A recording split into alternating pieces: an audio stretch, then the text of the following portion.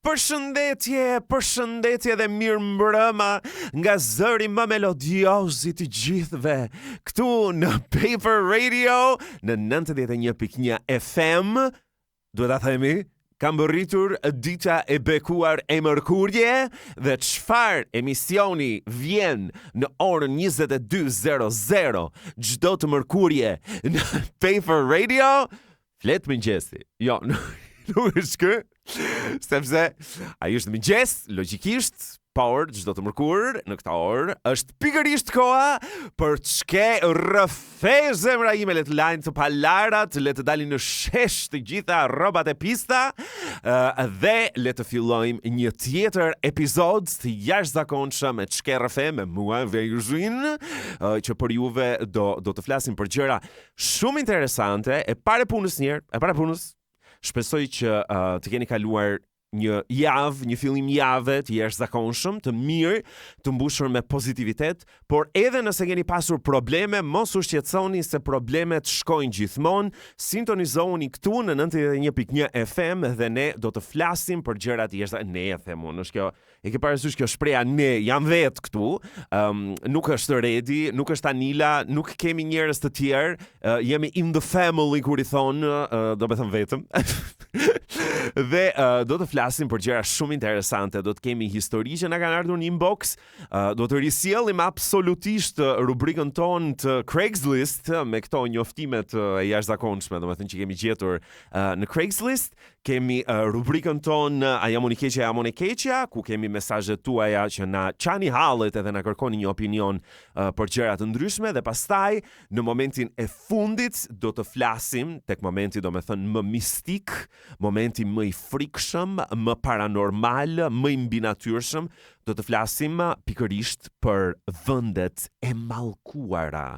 Dhe në mënyrë specifike do të flasim për atë që quhet Skinwalker Ranch, që është një vend në Amerikë që dhe sot e kësaj dite nuk guxon njeri ta shkel me këmbë. Kështu që për sot kemi një program të jashtëzakonshëm, të mbushur me pozitivitet, të mbushur me lajme të bukura, me histori të bukura dhe unë ju sugjeroj që juve të qëndroni deri në fund për ta shijuar. Për ta shijuar këtë emision si ishte një gotë e prestigjioze me verë. Nëse doni mund edhe të pini një gotë të verë duke dëgjuar këtë emision. Jo nëse jeni duke ngar makinën. Atje pastaj më mirë mos pini verë. Prisni sa të shkoni në shtëpi dhe pijeni gotën e verës. Përpara se të fillojmë me historinë e parë që kam bërritur në inboxing ton, do doja që t'ju rikujtoja të gjithëve që mund të na shkruani në adresën tonë në Instagram që quhet @vis_rfe. Atje mund të na shkruani të gjitha historitë tuaja që doni të ndani me ne. Mund të jenë histori personale, histori të turpshme, gafa që mund të keni bërë, apo edhe histori të ndryshme që juve mendoni që doni ta ndani me ne. Absolutisht, në çka rrëfe, të gjitha emrat ndryshohen, nuk duam t'i prishim punë askujt, okay?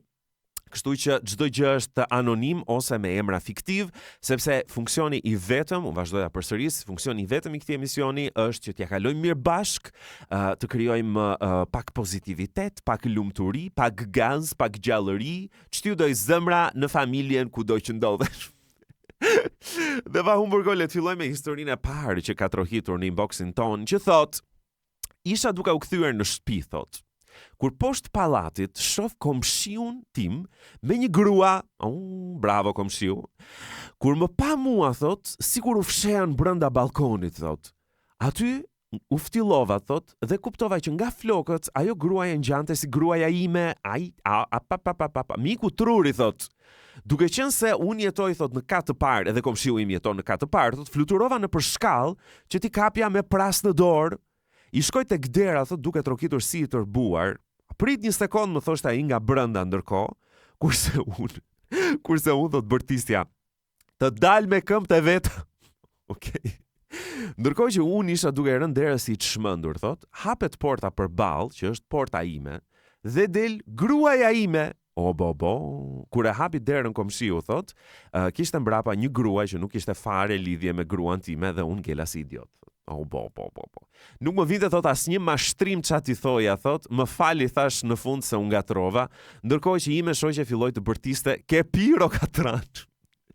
Kështu thot më doli dhe nami si pianec kudo në pallat. Ai është ai gjaku jon shqiptar që fillon edhe zien dhe pa patur mjaftueshëm prova i afusin vrapit edhe turremi dhe lëm gafa, sigurisht, lëm gafa sepse fiksi kjo, ti peja të komshiun që i shkreti me shumë mundësi komshiu në kulmin e beqarllëkut të vetë kishte një takim romantike dhe kishin dalë me këtë zonjën apo zonjushën në balkon thjesht nuk e di për të para për të pirë cigara ku di unë se çfarë dhe ty të duk sikur ishte gruaja.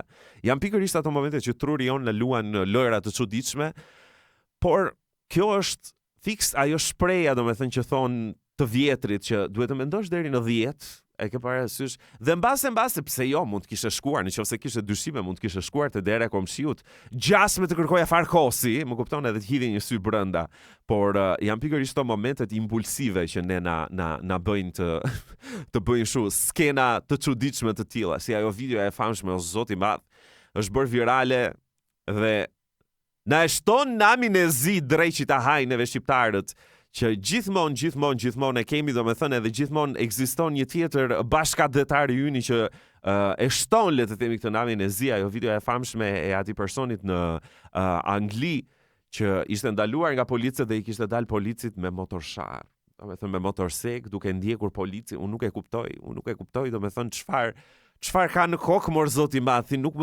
bën dot dëngla me forcat e shtetit. Si ishte në Amerikë njëre një kohë kur nuk kishte rregulla, nuk kishte absolutisht asgjë. Rregulli numër 1 që e dinte çdo kriminal i mundshëm ishte që mos e qello shoferin, sherifin. Mos e qello sherifin, se po e qellova sherifin, pastaj ke probleme. Por jo, shqipua në Angli tha, ç'a ti bëj, unë tha, si ti zgjidh problemet? Unë tha, do i turrem sherifit, këtij policit me motorsek. Morxhan. Por jo, nuk bëhen kështu gjërat, nuk bëhen kështu. E di si bëhen gjërat, shpeshherë gjërat bëhen duke shkruar pikërisht te çkerrëfe ose po nuk shkruajt te çkerrëfe për t'i nxjerr hallet, për t'i nxjerr këto gjërat që të turbullojnë për brenda. Mund të shkruash, mund të bësh një njoftim në Craigslist. Kështu që unë them që tani ka ardhur një nga momentet më të jashtëzakonshme që do të flasim për disa njoftime që janë shkruar në Craigslist, është kjo adresë amerikane, domethënë që ti futesh edhe mund të gjesh çfarë do lloj gjëje. Mund të gjesh që nga mesazhe ose njoftime për shembull të njerëzve që duan të shesin objekte të ndryshme deri në mesazhe tipike, domethënë që thon dua një mami me gjokse të mëdha. Më kuptoni, domethënë janë çdo gjë mund t'i gjesh në Craigslist. Dhe ne kemi zgjedhur pikërisht to njoftimet më të çuditshme, më të jashtëzakonshme që kemi hasur në Craigslist. Dhe njoftimi i parë është shes qen të balsamosur. Ja, pse? Ka vënë edhe fotografinë e qenit. Qeni, thot, ishte i tezës time, thot, që e balsamosin mbasi ngordhi. Rofsh, faleminderit. Tani, thot, vdiq tezja. Nuk mundem. Tani, thot, vdiq tezja dhe ne po shesim gjërat e saj. Dhe logjikisht, në mes të gjërave na qen ka dhe qeni balsamosur. Okej. Mund ta përdorni, thot, këtë chihuahua të balsamosur, është chihuahua, për të dekoruar tavolinën, thot, për të mbajtur hapur derën e tmerrshme, ose thot për ta vënë në dritare për të trembur hajdutët me chihuahua, seriozisht e ke. Okej, gjithsesi. $20 thot është çmimi, thot, oferta vlen vetëm për 3 ditë, thot, më pas do e hedhim në plera. Nuk s'di që të them, domethënë. Ju vetë hiqni tekstin, më vlla, të hiqni fjalët me këto. E pare punës njerë, mendoj që kjo praktika e balsamosjes së kafshëve shtëpiake është totalisht makabre, domethënë, është nuk e di, në momentin që ti ke pasur një qen ose një mace dhe pastaj siç e ka shkruar natyra, ata ngordhin, ndahen nga jeta. Më duket psikopatik që ti këtë kafshë domethënë që e ke mbajtur në shtëpi e balsamose dhe pastaj e përdor si orendi për të vënë si për tryezës apo për të vënë për të mbajtur derën hapur, siç thotë ky. Gjithsesi, më duket brutale kjo që thotë oferta vlen vetëm për 3 ditë, thotë se mbas 3 ditësh do t'i hedhim gjitha gjërat në plera. Siç duket do e shesin shtëpinë e tezes edhe duan t'i heqin gjërat kështu sa më parë ti jetë e mundur. Okej, shpresoj që të kesh gjetur dikë që ta blej. Këto chihuahua të balsamosur për të vënë në dritare, thotë, për të trembur hajdutët. Jam nuk ju kam thënë gjithmonë. Juve që jetoni jashtë shtetit, Chelsea për të trembur hajdutët vendosni në dritare një flamur shqiptar. Dhe mbaroi filmi. Nuk ke burr nënën që të hynë në shtëpi. S'ka shanse, nuk ka shanse. Gjithsesi, vazhdojmë me njoftimin tjetër. Me njoftimin tjetër që thotë kërkoj, thot, partner keqist apo keqist. Çmimi do të është $500 ora. $500 ora, një sekond, që ka goxha çmim. Atëherë thot, kërkoj, thot, keqist profesionist ose jo profesionist, ta pasionuar, thot, për të bërë ndeshje keqi me mua në sallonin e shtëpisë time. Pse? Ka diçka që nuk shkon. $500, më duket shumë, vlla. Thjesht ta pasionuar ose që nuk jam profesionist, vi edhe unë, kupton ti për të bërë keq, po. Vetëm për motive sportive, thot, asgjë seksuale. E pas ka specifikuar që ka thjesht një sport dashës, të pajisur, thot, me streqet e tyre të lara, thot, por, thot, e ka specifikuar në fund, thot, por, po t'i jetë gocë, thot, edhe po t'i ketë të pa lara, s'ka gjë. E nxori kokën, sepse janë këto fetishet e çuditshme, domethënë, dhe shiko, sinqerisht, personalisht nuk gjykoj absolutisht asnjëri. Nëse keni fetishet tuaja, llallja u bë zoti, nuk gjykoj asnjë nga ju. Po drejçit a haj. Kur ma ke fetishin, mos ma masko. Sa aty pastaj filloj të harohem unë. Sepse aty fillon mashtrimi, kupton ti? Në momentin që ti më nxjerr lajmërimin këtu, që më thua jam keqist. Dhe pastaj thua që unë e bëj thjesht se më pëlqen sporti. Dhe më nxjerr këto detaje që shiko se po t'jen gocat edhe streqet e palara, s'ka problem. Këtu pastaj e nxore kokën, vlla. Këtu e nxore kokën edhe sa mirë kështu. Më mirë thuaj që në fillim, atë që do, se sa ta nxjerrësh kokën kështu në mënyrë sneaky, si thonë anglezët, të fshet. Gjithsesi, live tjetër, njoftimi tjetër është dyshek me qera. $10 ora, thot. Dyshek me susta, thot. Pak pis, me pak njolla, thot. Por në gjendje të mirë. I disponueshëm për 1 ose më shumë orë, thot. Telefononi, thot, për ta prenotuar dhe ne u asjellim aty ku doni juve, thot. Nëse nuk keni vend specifik, mund ta përdorni dyshekun, thot, edhe mbrapa kamionçinës me të cilin e transportojmë. E jashtëzakonshme. Do me thënë, kupton ti, mund të kursesh te moteli. Do të flesh, e merr atë në telefon, vjen ai me kamionçinë. Merr me qëra për tetor. Tash po të duash mund ta marrësh edhe për më pak, nëse ke punë të shpejta, më kupton. Po halli im është që nëse ke punë të shpejta, u ke mirë gjetë dyshekun, po ku do jetë procesi i bërjes të gjërave, më kupton aty, ose mund ta bësh edhe kështu, futesh atje dhe i thua aty ec vlla. Shif punët e tua aty, un po rri këtu mbrapa. Dhe po merrem me punët e mia. E të mersh, do të thënë dyshek mund të jetë, shiko, kjo e dyshekut mund të jetë trishit, nuk është as krevat, mor burr, hajde të ishte krevat. Po që ka thjesht dysheku, domethënë, jemi cheap. Do të themi tani lajmërimin e fundit, që është shkruar në Craigslist, është një lajmërim që dikush po shet një nga këto Funko Pop janë këto kukullat e famshme të personazheve të famshëm, dhe thot, shes Funko Pop, thot të Kurt Cobain, dhe është e firmosur. Tani, e ka vënë fotografinë atje, që është kukulla Funko Pop e Kurt Cobain, dhe me firmën e Kurt Cobain, dhe i shkruan njëri poshtë, i thot, qa thumë o vlaj, thot, Kurt Cobain ka 25 vjet, i vdekur, dhe i thot, i kthem përgjigje shitësi, i thot, mbase e ka firmosur para se të vdiste, thot, do ta blesh. Ndërko, Ky i kthen përgjigje dhe i thot, Funko Pop thot ka dalë në shitje në vitin 2000 thot, ai ka vdekur në 94-ën i thot. Dhe shitsi thjesht i kthen përgjigje, jo. Nuk mundem. Është e jashtëzakonshme. Do me thënë, kjo më kujton një histori që kishin shkuar këta, le të themi turistat, kishin shkuar të kjo kështjella e Mary Queen of Scots, mbretëreshës së Skocisë, Merit, dhe duke parë atje brenda, pan një nga ato zjarfikset që i kishin vënë brenda. Dhe njëra nga këto bërtet, shiko, thot, zjarfiksja e mbretëreshës, ja ku që nga këtu. Po qa thua moj motër, qa thua moj të keqen. Gjithsesi, ka shumë njerëz që kanë bë pare, duke shitur gjëra, as pak të vërteta. Për shembull, unë mund të them, shes një autograf të Jul Cezarit, është 100% i vërtet, në një bluze, dhe mund ta nxjerr në shitje në Craigslist. Pse jo? Gjithsesi për gjithë ata që janë të zgjuar edhe nuk bien pre, nuk e hanë sapunin për djath, tani do t'ju dedikojmë një këngë, do të kemi një shkëputje të shkurtër muzikore dhe pastaj do të rikthehemi me rubrikën A jam unë i keqja. Kështu që dëgjojmë pas pak.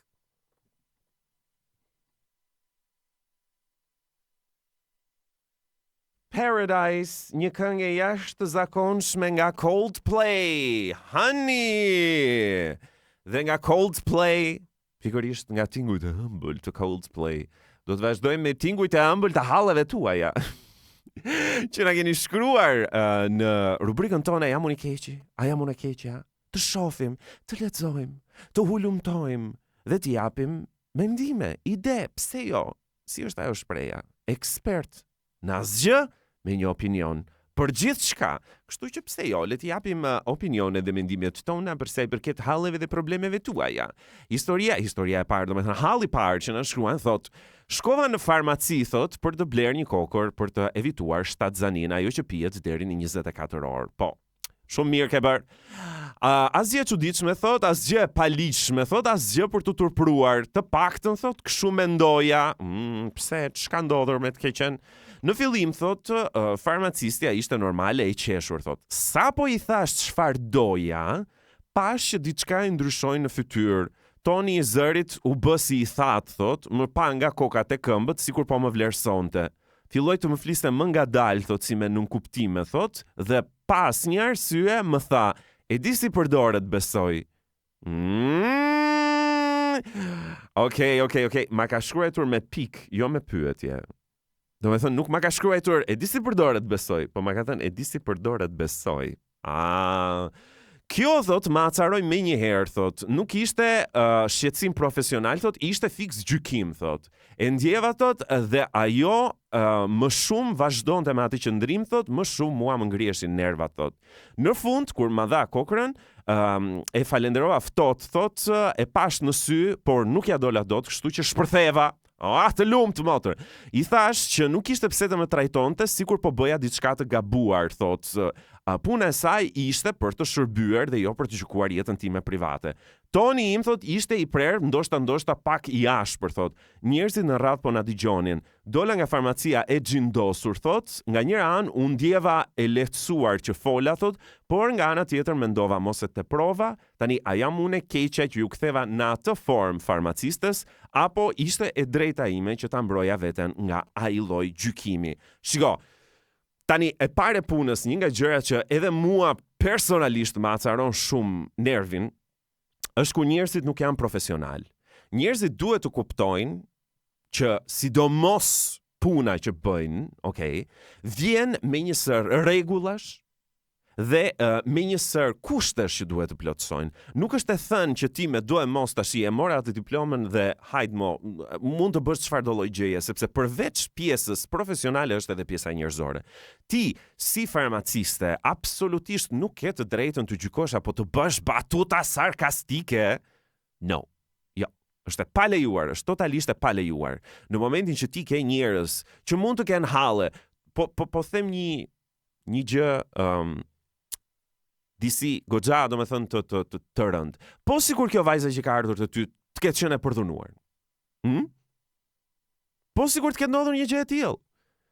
Si guxon, do me thënë, që ti del totalisht nga ana jote profesionale dhe bën komente të tilla, të këtij lloji, është për mendimin tim është e papranueshme.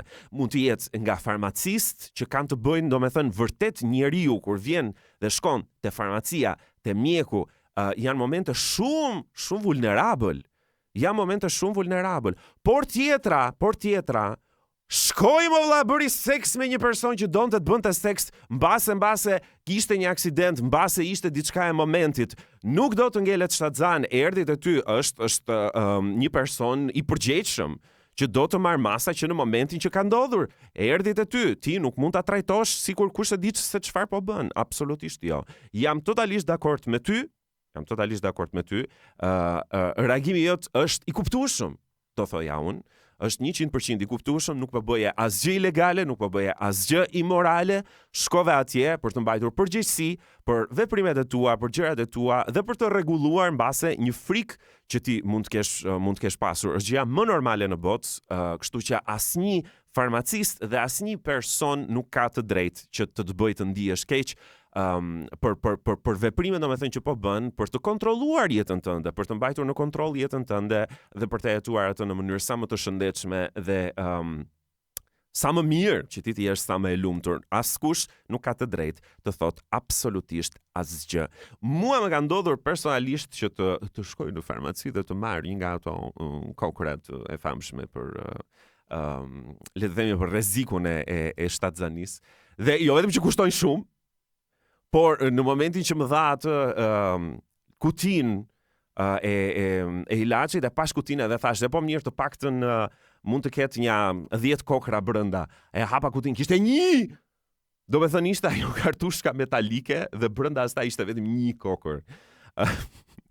Gjithsesi, absolutisht unë personalisht nuk të vë gjykim, nuk të gjykoj fare, nuk mendoj që ke qenë ti e keqja në këtë mes, ka qenë farmacisja që ishte totalisht jo profesionale, por jo vetëm farmaciste, por edhe një person tjetër që kanë një ndryshim sjellje, se ti ke vendosur domethënë të marrësh në kontroll jetën tënde dhe të blesh një nga këto kokrat, absolutisht nuk është puna e askujt të gjykoj ty edhe zgjedhjet që ti bën me jetën tënde dhe me trupin tënd. Kështu që dhe po ta them unë, po ta thot Vezi, po ta ka thënë Vezi, ka marr fund ky muhabet, ta ka thënë The Queen e jashtëzakonshme e trevave shqiptare dhe jo vetëm sepse mbretëria ime po shtohet, po i shtrik thetrat edhe në Europë. Kështu që ta thash unë, mbaroja i muhabet. Lexojmë historinë tjetër që thot: Studioja në Fakultetin e Arteve të Bukura. Pas kemi një komshie, Fakulteti i Arteve të Bukura është fiks ngjitur me Fakultetin e Artit Skenik, ku kam patur kënaqësinë të shpenzoj 5 vite të jetës time. Dhe kishim një orë vizatimi, thot, secili ishte në tablon e vet, thot. Goca që ishte ulur ngjitur me mua, thot, u çua për pak minuta dhe shkoi në tualet, e la tablon aty me vizatimin gjysmë të mbaruar. Në atë moment, thot, hyn dekani, nuk e di në çfarë periudhe ishte kjo, nuk e di se cili ka qenë dekani i Fakultetit të Arteve të Bukura. Shef vërdall, thot, me sy kritik, thot, ndalet përballë tablos sa asaj gocës që ishte afër meje, thot, e shikon për disa sekonda dhe pyet, kush e ka bërë këtë?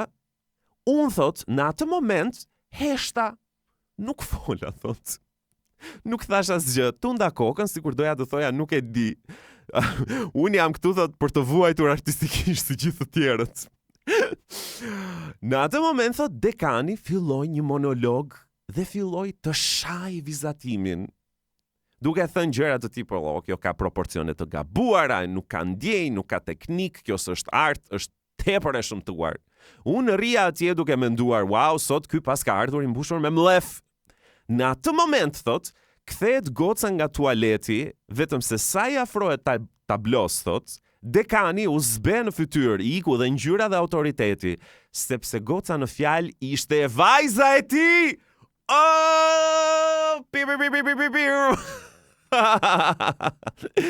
Heshtje totale, radhot, askush nuk fliste. Vajza shikoi vizatimin, pa dhe baban e vet, thot. Dekani, thot, më ktheu kokën nga unë, thot, dhe më pa gjithi natë, thot, sikur unë e kisha kurdisur atë sken, thot. Tani nuk e di, thot, a jam unë e keqja që i thash që piktura ishte, nuk ishte, do të thënë që i thash që piktura ishte e vajzës së tij dhe e lash që të shante para gjithë klasës, apo thjesht e lash që të binte në grackën e vet. Oh, sa më ka shijuar kjo histori. Shiko, nga një ran, tash të them që nuk të vëfaj, okay? Nuk të vëfaj. Ajo ishte një zgjedhje momentale, tash se i the se si the, ca gjëra nuk ndryshojnë. Por. Ajo që më lezeton mua nga ky muhabet është pikërisht fakti dhe më lejoni të sjell në sken tani një problem shumë të rëndomt, që është pikërisht problemi i personave që mbase nuk janë të talentuar. Okej, jo vetëm që nuk janë të talentuar, they suck, ta shpifin në profesion, që hynë në shkollë si pasojë një miku këtej, një njohje e andej, një pagese këtej, babajnë dekan, dhe vinë atje, më kupton, dhe i heqin shansin mbase një personi të talentuar për të hyrë atje, edhe pse fatkeqësisht, një nga lajmet domethënë që unë kam marrë vesh kohët e fundit është që Universiteti i Arteve po vuan tmerrsisht për student, nuk ka më student që duan të shkojnë tek Universiteti i Arteve. Dhe kjo, me thënë të drejtën, më vjen keq, sepse personalisht duke qenë se jam një person që e kam kryer Universitetin e Arteve dhe okay, mund të ketë 1, 2, 3, 4 probleme, ka edhe jashtëzakonisht shumë gjëra të mira si universitet. Dhe unë personalisht edhe sot e kësaj dite e ruaj respektin më të thellë për disa nga pedagogët e mi që vërtet më kanë mësuar dhe më kanë dhënë dije dhe sidomos më kanë bërë profesionist, që është fjala që unë vazhdoj ta them dhe njerëzit më shohin si idiot, sepse ky është një problem gjigant në Shqipëri, domethënë që profesionalizmi është në vrim të hales, domethënë, edhe ti fusim edhe një ujë të shkarkojmë edhe të shkoj te pusetat.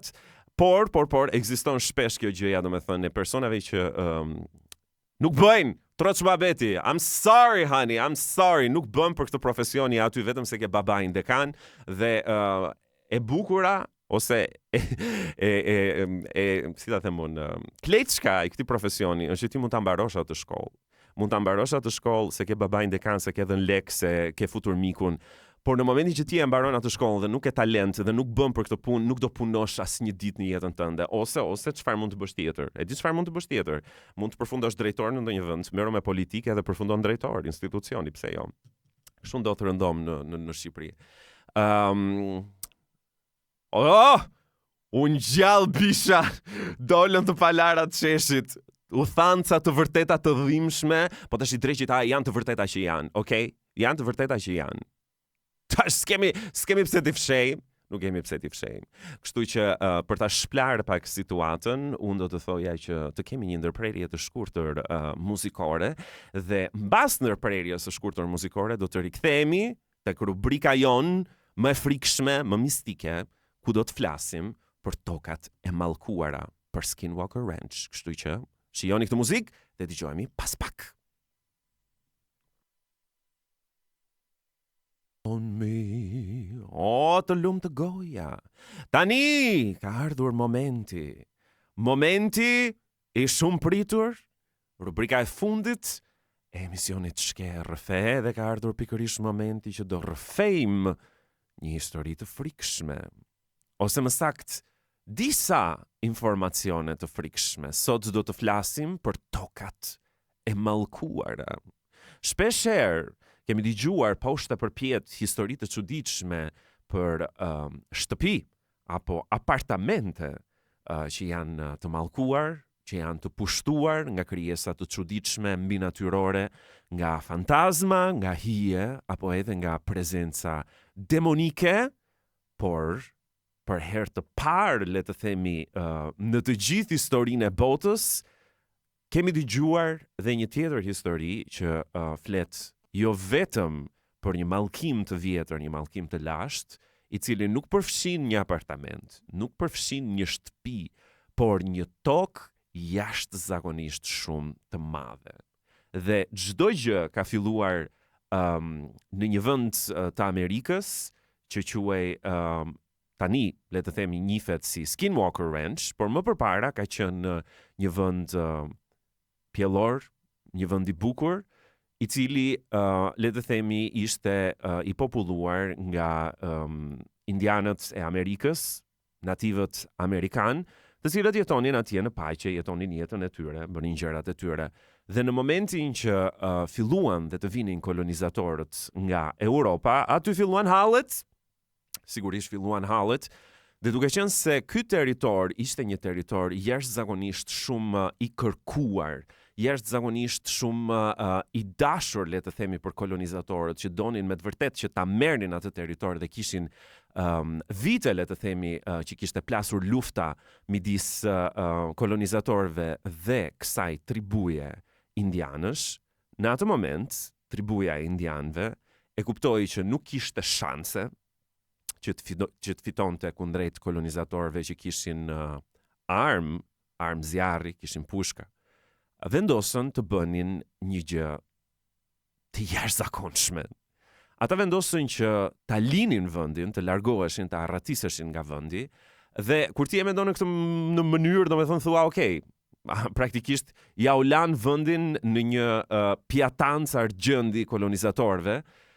Por faktikisht gjërat nuk shkuan kështu, sepse përpara se ata të largoheshin, përpara se ata të linin shtëpitë e tyre, përpara se ata të linin vendin ku kishin lindur, ishin rritur dhe ku kishin varrosur paraardhësit e tyre, ata vendosën që ta mallkonin vendin. Ta mallkonin vendin dhe bën një mallkim jashtëzakonisht shumë të fortë, duke thënë që vendi tashmë do popullohej nga ata që quhen skinwalkers. Dhe çfarë janë skinwalkers? Skinwalkers në mitologjinë e native amerikan, të indianëve të Amerikës, besohet ishin këto krijesa mbinatyrore, këto krijesa të frikshme dhe shkatruese që kishin aftësi të ndryshonin formën. Të ndryshonin formën, të merrnin forma kafshësh, të merrnin forma disa herë edhe forma insektesh, por forma e tyre kryesore ishte një formë me të vërtet e tmerrshme, disa krijesa të gjata më shumë se 2 metra, të cilët fshiheshin në errësirë dhe gjërat që këto krijesa bënin ishin me të vërtet jashtë çdo logjike të mundshme. Shumë kohë kaloi dhe edhe pse kolonizatorët arritën që ta merrnin atë vendin, filluan që kishin histori të çuditshme dhe filluan që të përballeshin me mallkimin e vjetër që indianët kishin lënë. Dhe gradualisht ai vend filloi të bëhej gjithmonë edhe më i shkret, gjithmonë edhe më i braktisur, gjithmonë edhe më i boshatisur. Por, ka patur disa nga ata persona të cilët kanë vendosur që të provonin të jetonin në Skinwalker Ranch. Pse? Sepse vendi ishte shumë i favorshëm. Vendi është i favorshëm, është i mbushur me fusha të mëdha ku nëse ti do të rrisësh bagti, ata kanë gjithmonë për të ngrënë, nëse do të mbjellësh, toka është jashtëzakonisht shumë pjellore dhe nëse ti je shef nga ky këndvështrim, është vendi perfekt që ti të shkosh edhe të fillosh jetën tënde. Dhe jo vetëm kaq, por për personat për shembull që nuk besojnë tek mallkimet e vjetra, të shohësh një vend që ka kaq shumë gjëra pozitive dhe të shohësh që çmimi për ta bler këtë vend, për ta bler le të themi këtë ferm në Skinwalker Ranch është jashtëzakonisht shumë i leverdishëm, ti thuaj që prit një sekondë vëlla se pse jo ta provoj? Kam me vete, po flasim për territoret e Amerikës si njerëzit e kanë të lejuar të mbajnë armë zjarri, dhe ti thua, okay, nuk kam frikë, nuk jam supersticioz, do ta blej këtë fermën që ndodhet te Skinwalker Ranch. Dhe në vitet 80, ekzistoi një familje e cila guxoi që ta blinte shtëpinë dhe bashkë me shtëpinë edhe fermën e Skinwalker Ranch dhe u spostuan atje. Që në momentin e parë që kjo familje u spostua tek ferma Skinwalker, konstatoi një gjë shumë të çuditshme, që të gjitha dyert e shtëpisë kishin ato llozët e famshëm që përdoreshin një kohë për të mbyllur dyert. Mirë, po gjëja e çuditshme ishte që çdo derë e shtëpisë kishte lloz edhe nga brenda, edhe nga jashtë. Dhe kjo ishte shumë e çuditshme sepse në momentin që ti shkon të jetosh në një shtëpi të tillë, atëherë thua pse personi që ka ndërtuar këtë shtëpi ka vendosur Do me thënë këto drynet edhe nga jashtë edhe nga brenda. Mos vall është se nëse diçka do me thënë të futet në shtëpi, ti të kesh mundësinë që ta mbyllësh derën nga cila anë do qofsh, do me thënë. Gjithsesi, ata nuk është se i vunë shumë do me thënë nuk është se i vunë shumë vlerë kësaj gjëje. Në kokën e tyre kishin edhe këtë faktin, okay, është një tokë e mbushur me legjenda, është një tokë e mbushur me histori të frikshme, kështu që mbase është edhe ai efekti trurit që shumë gjëra po na i bën edhe truri jon. Në momentin që ata filluan të jetonin atje dhe bashk me ta sigurisht ishin edhe bagtit e tyre, ishin delet, dhit, lopët dhe sigurisht një sasi e konsiderueshme me qenë roje, ishin gati 6 qenë që i zoti shtëpisë mbante me vete.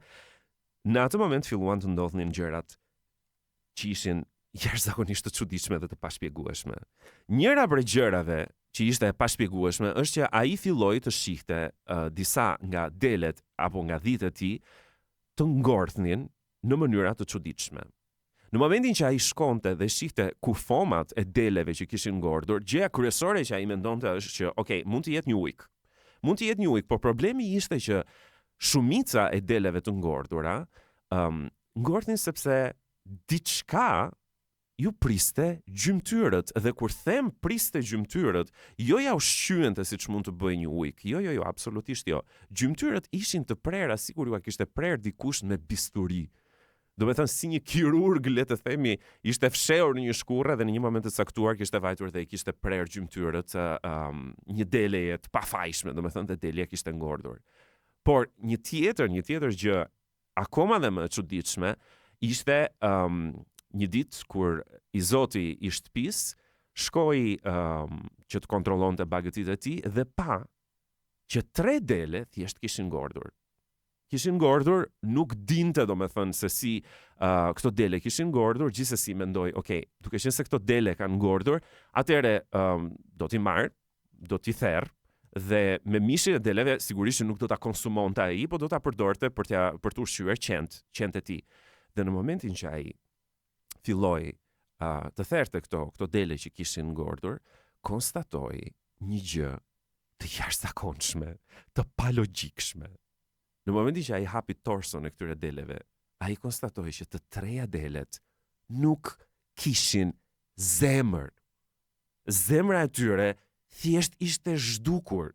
Do me thënë, si mund të jetë, është totalisht e palogjikshme dhe e mbi natyrshme, le të themi, që këto kafsh të kenë ngordur thjesht sepse në një moment të caktuar zemra e tyre u zhduk.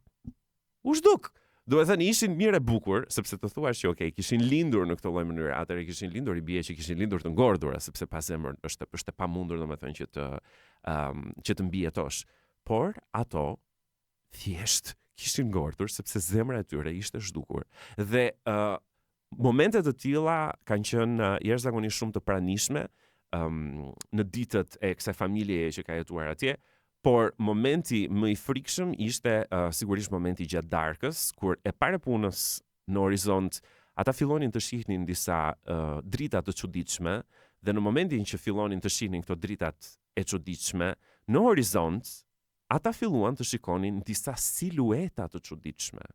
Dhe siluetat e çuditshme kompletonin totalisht përshkrimin e tmerrshëm të asaj që mitologjia e native amerikan përshkruante skinwalkers, këto krijesa të gjata më shumë se 2 metra, të cilat vërtiteshin pranë shtëpisë.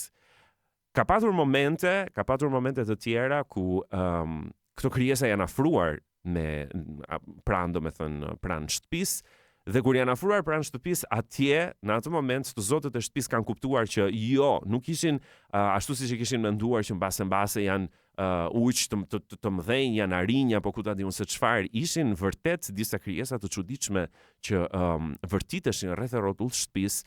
Ndonjëherë nuk, do të thënë, zakonisht nuk bënin asgjë, thjesht vërtiteshin si për të parë territorin, dhe vetëm kaq, dhe e vetmja mënyrë, domethënë, se si ata vëzhgonin këto krijesat ishin nëpërmjet dritareve të katit të dytë të shtëpisë së tyre, me një frikë të madhe, me një frikë të jashtëzakonshme. Nga ai moment, nga ai moment ata kanë kontaktuar shumë, le të themi, organizata që kanë të bëjnë me gjërat e mbinatyrshme, të cilët kanë shkuar dhe e kanë, le të themi, kanë hulumtuar tek Skinwalker Ranch dhe thuhet që ekzistojnë prova të dokumentuara, ekzistojnë prova,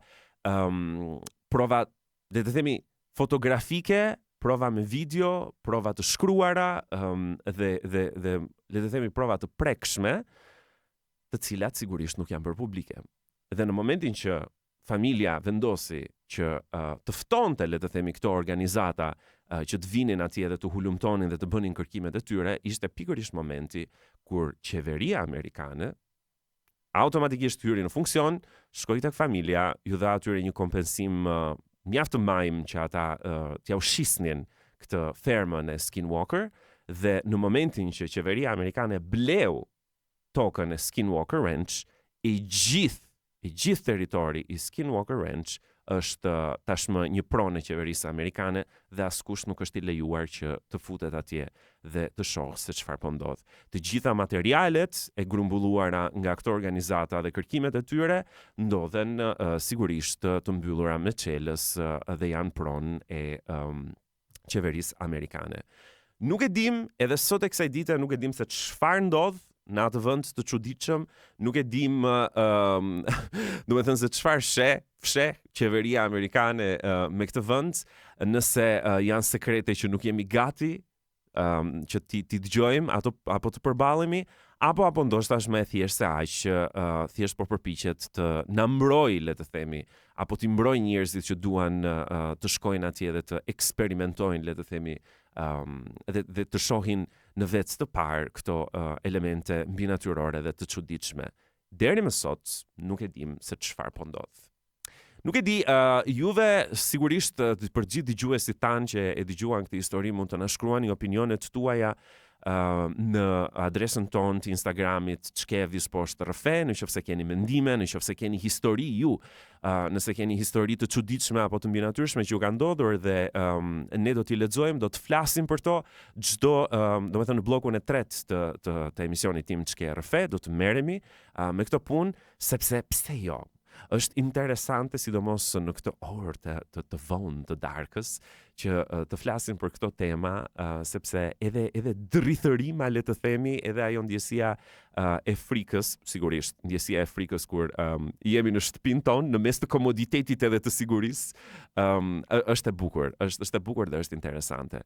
Kështu që jeni të lutur të na shkruani të gjitha mendimet tuaja, historitë tuaja, histori të frikshme, histori të turpshme, halle apo çfarë të doni juve, çfarë të dal nga zemra juaj, tek adresa jon e Instagramit @visposhtërfe. Tani, si gjithmonë, neve ndajmë histori, flasim bashk, shpresojmë që juve ta keni shijuar këtë epizod të @rfe këtu në Paper Radio. Okej.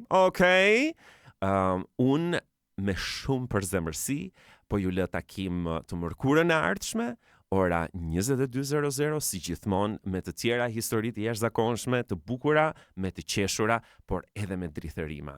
Deri atëherë, unë ju uroj një natë të mirë, ju uroj një vazhdim jave të jashtëzakonshëm, më në fund, muaji janarit që zjat 5 muaj po mbaron. Okej. Dhe do të vi shkurti dhe shpresojmë që shkurti i shkurtër të na sjell sadopak atë shijen e bukur të atyre detajeve të para, dritave të para të pranverës. Deri atëherë, deri të mërkurën e ardhshme, ma bëfshi gjumin e ëmbël dhe shpresoj që t'ja kaloni sa më mirë. Vezi ju ka shumë xhan, ma bëfshi gjumin e ëmbël. Natën e mirë.